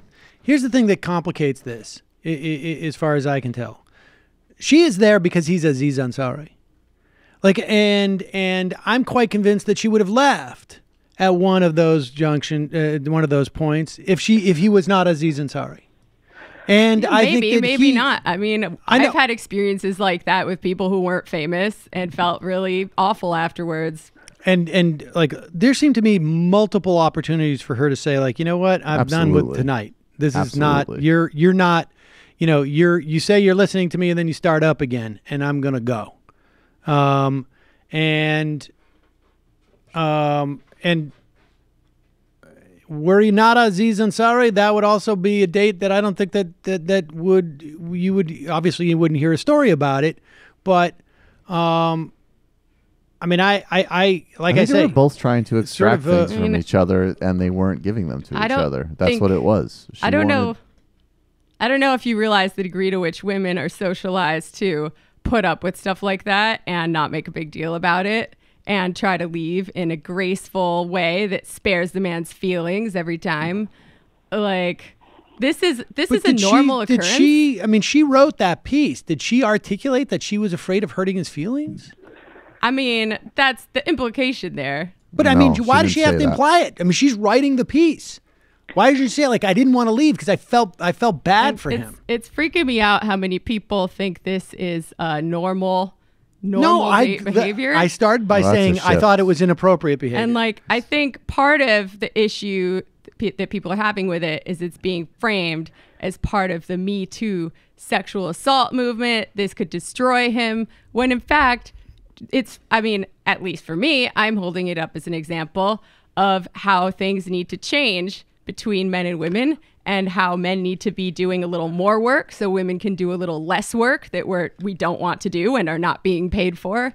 And yeah, it's just one of many examples. No, I totally agree with that. And that's why I started out by saying, like, I think his behavior was inappropriate. Absolutely. And I don't think it rises to the level of sexual assault. Like, something cannot be sexual assault and still not be okay. Exactly, which is why I said the first thing I said was it was inappropriate, and I said it's inappropriate, but I don't think it rises to that level. But like what Gray was arguing is that we need to have this kind of conversation, but it does need to be clearly bracketed and can't be reported like that in order to there are clear distinctions there. And again, it was like, you can find a lot of headlines that are like accused of sexual assault. Right. And this gets back to sort of like what came up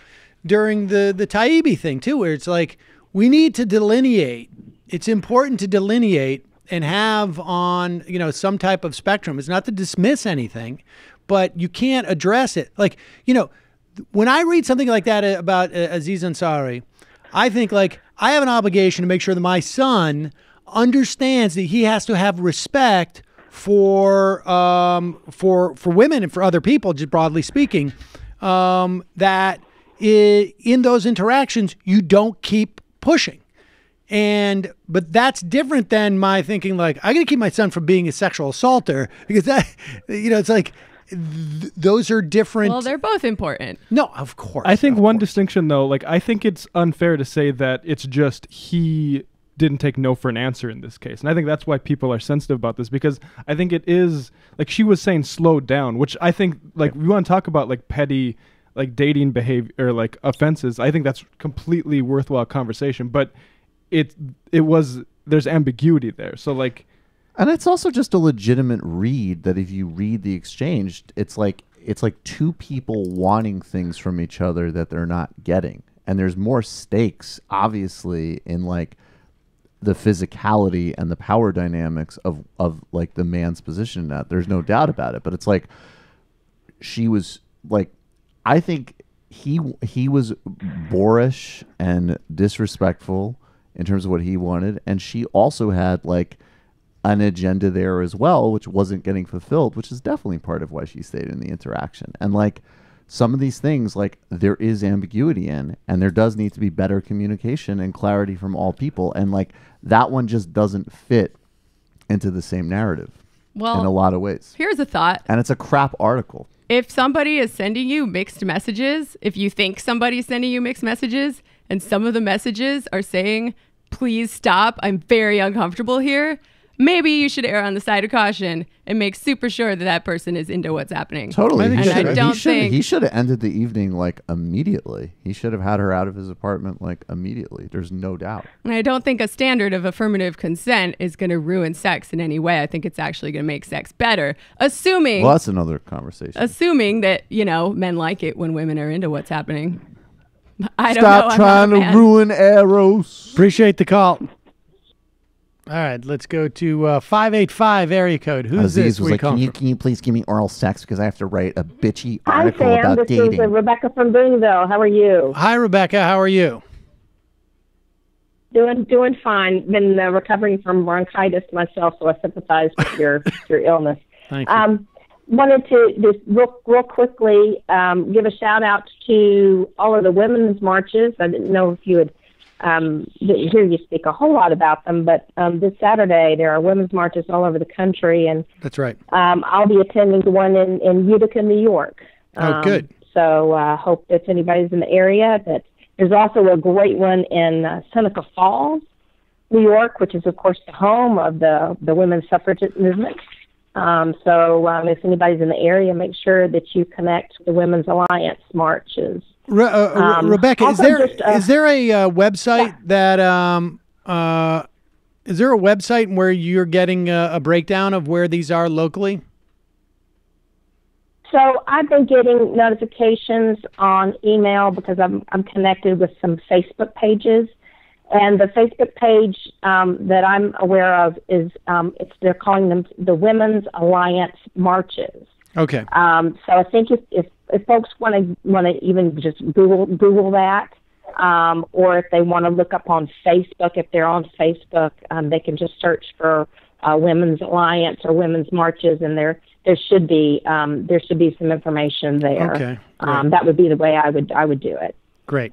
So yeah, looking forward to that. One other quick thing, I know, I don't know if you remember, but I'm involved in our local town politics and in the Oneida County Democratic Committee, and we were unable to flip our District 6 county and the Oneida County legislature, which was discouraging, but we got really good news with the numbers at our last meeting.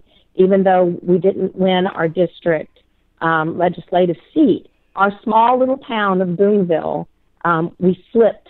Our Democratic voters outnumbered Republicans. Wow. By 1/10 of a percentage point. So, and just a year ago, we didn't even have committee here in this small town, and everybody, I put my Bernie sign out during the campaign, and everybody was like, "You're brave to have that sign in this town," and we outnumbered Republicans in our little town. So small actions. We had 7 people that petitioned and that knocked on door to door, and we're certainly going to be active in supporting Anthony Brindisi, who's going to be running against Claudia Tenney. So Great. Just to let people know, little small steps make a difference. Get involved in your community. Don't let apathy and don't be discouraged. Right. Get out there and do it, people. Just do it.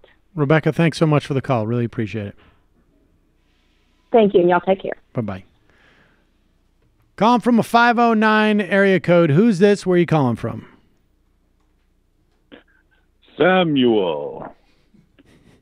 Yes? This is animatronic William Taft. Animatronic William Taft. Oh, boy. It's haven't heard from you from a couple of weeks. 6'3", 239. Oh,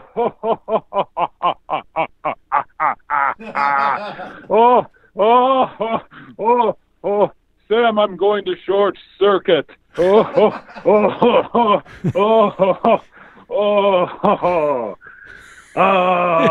Yes. Yes. Samuel. Yes. I do need to clear up one thing with you. Okay. On behalf of John Fitzgerald Kennedy. Yeah. On the one hand, the president is openly banging pornographic film stars. A real bonus to today's politics. Right. That's true. On the other hand, the Indian performer practically needed a notarized waiver to go down on his date. I mean, what is the deal with sex these days? Right. It's confusing. It's very confusing. It's a real conundrum for us here at the Hall of Presidents at Disney Resort. Thank you for joining us. Well, I can only imagine how difficult that is for an animatron. I appreciate the call. Hang in there. Maybe there'll be some clarity soon. There you go. Calling from an 818 area code. Who's this? Where are you calling from?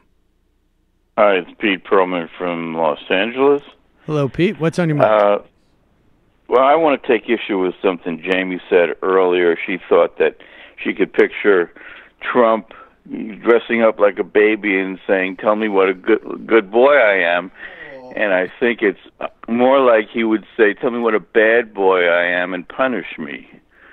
I think that's a truer psychological profile. It's a worthwhile correction, I think. All right, well, Pete, I want to thank you for ruining my day.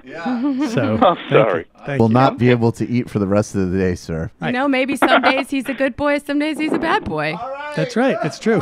He contains multitudes. And he deserves to be punished. He deserves to be punished. Wouldn't you agree? This is great. It would take a lot of introspection on his part, though. Well, I don't know if he has that. Thanks for the call. Okay. Okay, but I don't want to make this too long a discussion, me so neither. I'll leave it at that. All right. Well, thank you. Okay. I appreciate that. Thank you Sure. for darkening this day. Just Guys, really bringing us to the depths here. Calling from a 509 area code. Who's this? Where are you calling from?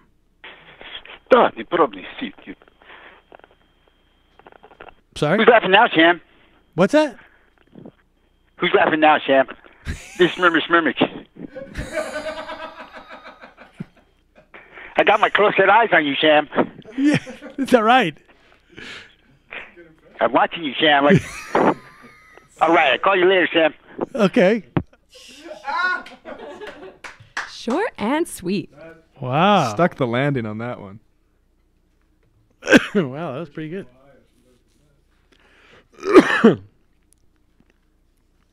Ladies and gentlemen, we heard mention of Donald Trump being, 6'3"? He is now? Is he 6'3"? About 6'3", 220. Wow, that's right, 220. 220? Right. 223 to be exact. Oh, boy. In fact, here is White House physician. Stop it.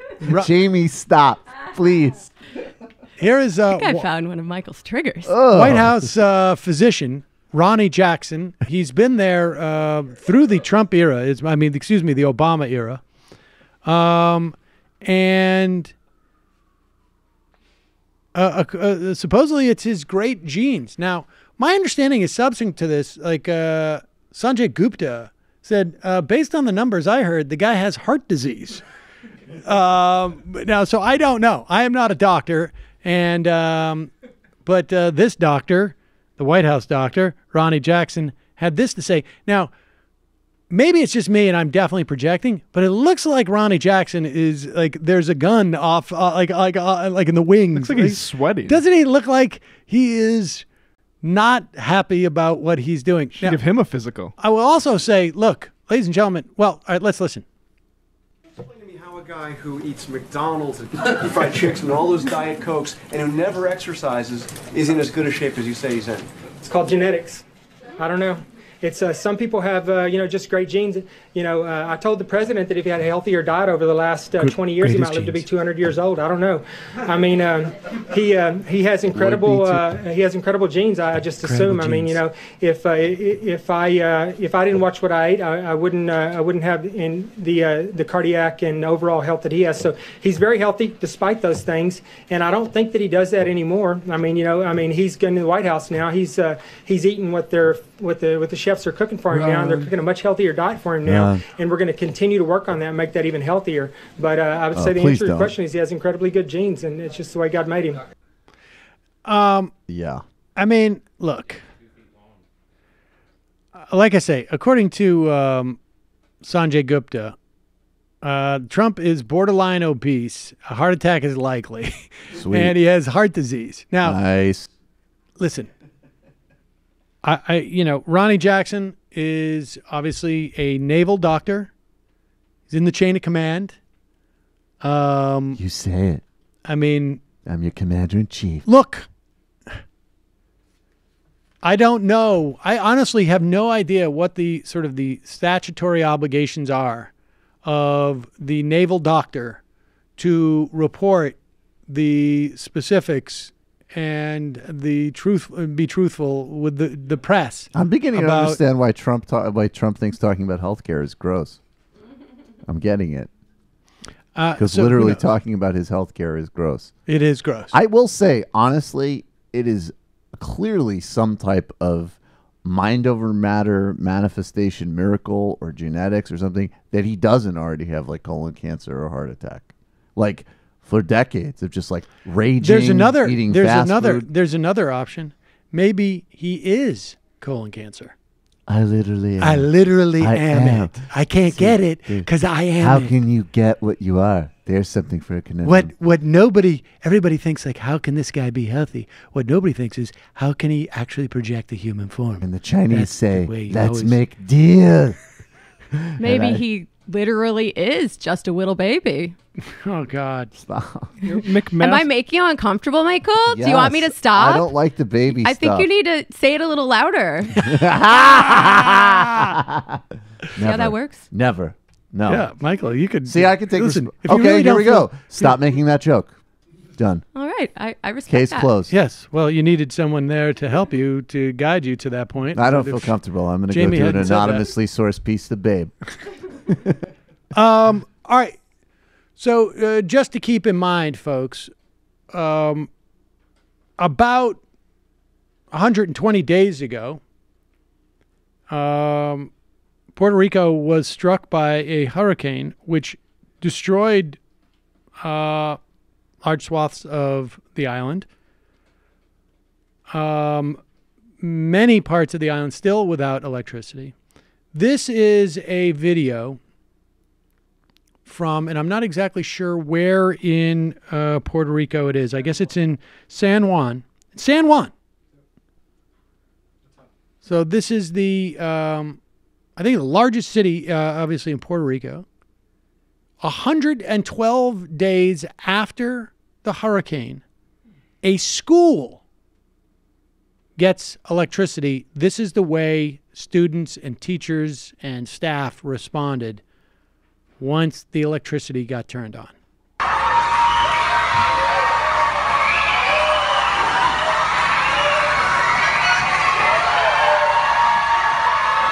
Seems to have happened like literally in the middle of school because the kids were in classrooms, they're jumping up and down.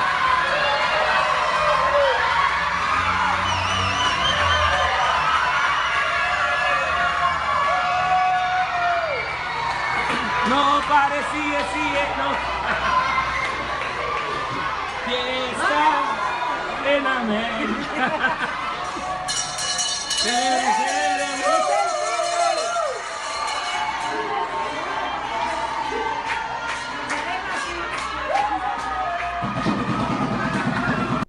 There you go. See, they love me. You're welcome. Unbelievable. You're welcome, P.I. Unbelievable. I mean, really just, it's nuts. You know that's his response to seeing that video if he ever sees it. I think we gave it to him a couple of days too early. I think my paper towel work saved him an extra day. Yep. They caught it. They ran with it. They love me. All right. Lastly, weren't we supposed to have the fake news awards today? I think it's on tonight. I think it's on tonight. We doing it tonight? Welcome to the 5th annual. Oh, The this fake news. bastard. And that's why John McCain came out with an op-ed today. I think it was in the New York Times, saying, lay off the press. In the meantime, we're going to give you every possible authority you have. You have members of the Democrats as well. He also, just yesterday, giving Donald Trump even broader surveillance powers under a 702 reauthorization of the FISA Act. Really, really hard to take the talk of authoritarianism and whatnot seriously when you literally give them these powers. That's how you resist. Really absurd. You call them uncouth on TV, and then they let them spy on everybody. There you go. It's the classic playbook. The classic playbook. We've got him really confident. And here is Jeff Flake preening and sanctimonious. Both trying to ensure his place in some type of pantheon of righteousness, and of course to set up any type of corporate sinecure in the future.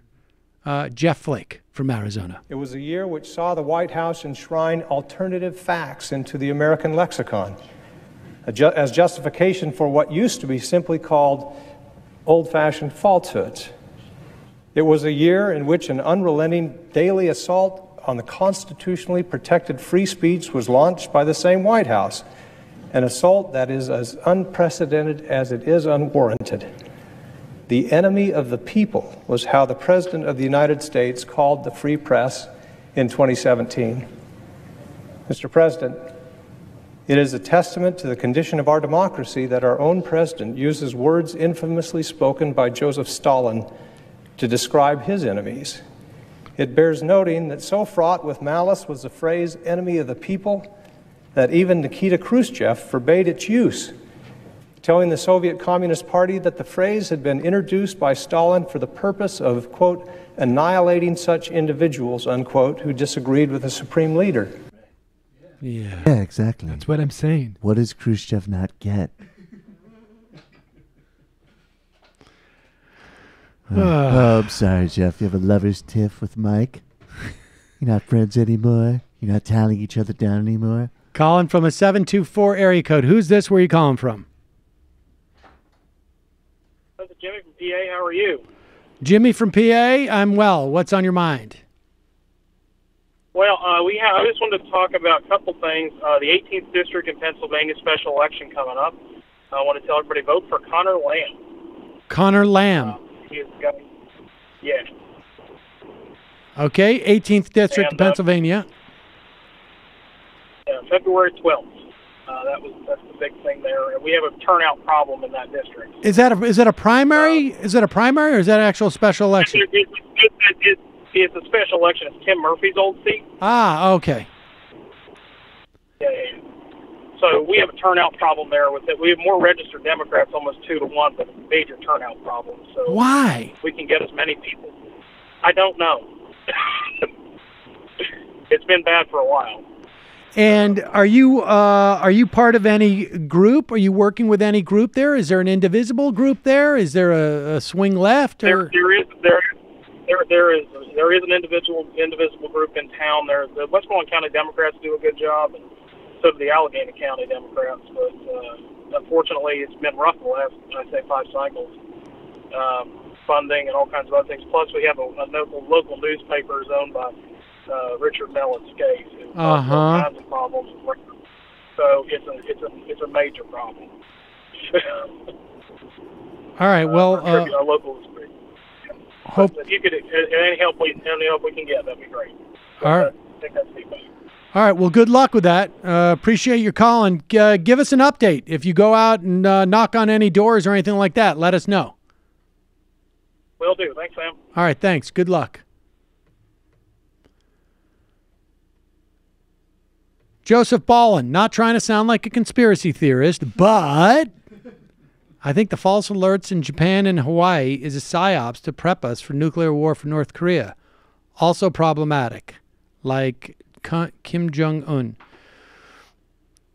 I don't know how that... I'm not sure how that prepares us in any fashion. It's false alarm in Hawaii first. That's now, how it works. Maybe if the argument is, like, this gets people sort of, like, more on the ball, right? I mean, you get a false alarm like that, the first thing I know that I would do is go, I don't know, buy a bunch of Kind bars and get some water. You would buy Kind bars? Whatever. What a cock. I mean, I guess that's the idea. It's like, look, this is a drill. But But you know what you could also do is just like have a drill. You sure you don't want a lunar bar, Samantha? Maybe I'd get a lunar bar. I don't know. I bet you would. Whichever would last longer is probably the way I would do it. Jay-Z, I don't know if this is a comment on my understanding on full-time CIA agent, part-time WAPO reporter Dave Weigel's understanding, but working class is a dangerously loaded term, question mark. I think that... I'm sorry. Can I just read this? What? I feel vindicated once again. Apparently, porn star Stormy Daniels said Trump said to her that I was, quote, just like his daughter, end quote. Oh, yes, no. Yes, of course. Oh my God. Oh my God. I don't know why I'm surprised by Let's that. never pretend there that is a resemblance. my incest. Oh, there was a humor is picture anything going other around. than psychic There was a again. side-by-side It's too picture real. going around that was pretty uncanny. JC, can Take you in that, future Jared. provide trigger warnings before playing Dave Rubin, or better yet, dub him over in the style the BBC did with Jerry Adams and the Troubles? I'm concerned that people on hearing him share his wisdom unprepared might not be able to resist the urge to slam their heads into their desks. Question. Sorry if this has already been brought up, but I just got back into the service area. I was hoping to get Jamie's perspective on Aziz Ansari's sexual misconduct allegations we have discussed. Oh, never mind. My question's been answered. Thanks, MR Crew. Great show. Great leap forward. I asked my wife for some default last night. She hit me with an Emily's List tote bag. Turtle Boy. Hey, Sam, good news. It looks like paid family leave, $15 minimum wage, and millionaire's tax will be on the 2018 ballot in Massachusetts. Also, all 3 Democrats running for governor in Mass support single payer. Excellent. Mitch from Houston. Right-wing media has been talking nonstop about a booming economy, bonuses, tax reductions for middle class. How much truth is there to all this, and what should be the counter-narrative? Well, the booming economy, I think it's unbalanced, and there hasn't been much wage growth, and the quality of the jobs, I mean, we still have the sort of the structural problems that we have with the economy that we've had now for increasingly over the past 30 years. The bonuses are completely offset by the layoffs, and they're one-off bonuses. The tax reductions for middle class are not terribly significant, and certainly not in relationship to what we see in increased premiums with health insurance and cost of living. So that's what I would say. Lewis, 77. One of these days, someone will be able to explain to me why Tucker Carlson looks perpetually confused, even when he's simply introducing himself. You Ruben, can't sexually assault women anymore? that So video you can't say good morning anymore? is further evidence he's not as dumb as Sam thinks. He's just transparently dishonest. If Carl Sargon had a few more brain cells, he could wrangle some of that Learn Liberty money. Really cool. Seems to me Aziz Ansari is common tale the woman wanting 2 or 3 things at the same time. She was uncomfortable with the speed of the interaction, but also uncomfortable with saying so. He did back off, and she stayed. My guess is she was still hoping for a second date. In retrospect, on the way home, she changed her mind and felt she should have asserted herself more. That's a lesson learned. It's happened to all of us. He also apologized when she let him know by text. Had he actually hurt her physically, she'd have a case to name check him. Doesn't seem. Read it again. He did not back off when she said so. She told him multiple times, verbally and non-verbally, that she wanted him to back off, and he would do it for a second and then go right back to what he was doing before, which is not cool. Trotsky would have won. I was arguing with someone on Twitter who said MLK wasn't a socialist by bringing up his anti-imperialist and anti-capitalist speeches. He responded by bringing up socialism and iPhones. Never fails. I don't quite get that. Just your opinion. Is there any doubt Dave Rubin isn't just a Coke stooge? The fact that these people are arguing against socialism now, it means they're scared. We need a deep dive into why Venezuela is in its current situation. Yeah, I think that's true. Some good Venezuela debunk. Leuven Court. Coover, Ruben, I'm incensed at how MLK has been appropriated by the left. Now watch my hot take on MLK taking down the left. You just can't debate with liberals anymore. Breakfast for dinner. We're supposed to believe that Trump is only 239 pounds. Reckon there's a good chance he's already wearing a diaper to fill out his big trousers. What the fuck? All right, final call of the day. Calling from a 213 area code. Who's this? Where are you calling from? 213.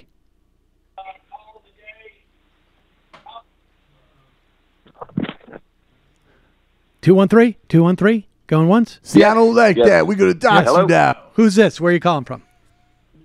This is Raj in Los Angeles. Raj, what's on your mind? This is real quick, Sam. I was on a YouTube video the other night. One of these PragerU ads came up, and it was just so pathetic and easily defeated that I had to call in real quick. It's about the Republican Party and racism, and it starts with the Republicans and Abraham Lincoln and the Civil War thing. Mm-hmm. And my question to them always is, okay, so you're so proud of the Republicans during the Civil War and the abolition of slavery. Were those Republicans progressives or conservatives? And those Republicans back then openly called the South and General Lee and Jeff Davis traitors. Do you think that? Is that how the Republicans nowadays feel? What if you went to a Trump rally and called Robert E. Lee a traitor? What if you went to a Bernie rally and called Robert E. Lee a traitor? It seems such an easily defeated point of view. Yes, it is. And it's also just super, super silly. Like, I don't really get it. Cares? There's good people on both sides. Who cares? I mean, honestly, like, who cares what they were 200 years ago? Yeah, it's just nonsense. I mean, on the other side, we should do a illicit history on the radical Republicans and that sort of stuff. Like, because there's just no awareness of that. Right. No, I mean, as late as I think the 80s, George Herbert Walker Bush was referring to himself as a liberal, as the most liberal guy in the race. I mean, it's just these things are irrelevant. But I mean, here's a clue.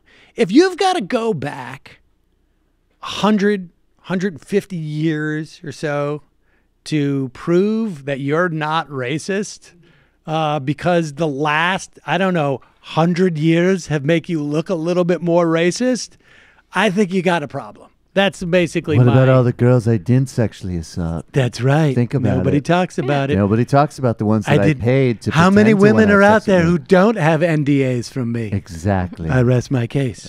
Appreciate the call. It's like the course, thank Republicans you. were not into racism. And there's nobody less racist than me. I'm the least racist human being. All right, we're going to do 5 more IMs. Danarchy. Sponsored ad for Lonely Local Lapacos. Hey, big guy, want to chat with one of the real, discreet, local Chris Lapacos? DM Timmy B's Lonely Local Lapacos for a price list. See, I like that Project Veritas got cameras. They exposed me. We have bulk and group rates for friends who like to dox out with their cocks out. And for time, we have an exclusive VIP package featuring a guaranteed 2 a.m. answer, this verified cell phone number of the Chris Lapaco. Lonely Local Lapaco. That's pretty good. Psychedelic Quaker. And did you already cover Chris Lapaco phone call to the Tim Black Show and doxing? Maybe we'll play that tomorrow. Space Bear. Do me a favor. 612. Space Bear. Do the results of Trump's cognitive test undercut possible future PR and legal defenses? Unlikely. Hoagie. We'll pay good money to anyone willing to take the compilation of all the time Sam gets pranked by sneaky cuck jokes in the IMs. Oh, that is a good idea. Drill. The next Politicon should feature a debate between Dave Rubin and Jimmy Dore. Midnight Pizza Man. Sam, how much do you weigh and how tall are you? Just trying to figure out your lifespan. I am 6 feet tall and weigh about 191. I carry a lot of weight, though. Sure. I do carry a lot of weight. Sure. And the final IM of the day. Pete W. Rubin isn't even a dumb person's idea of a smart person. See you tomorrow. It might take all the strength I got to get to where I want, but I know somehow I'm gonna get there. I wasn't looking when I just got caught between the truth and the light bar.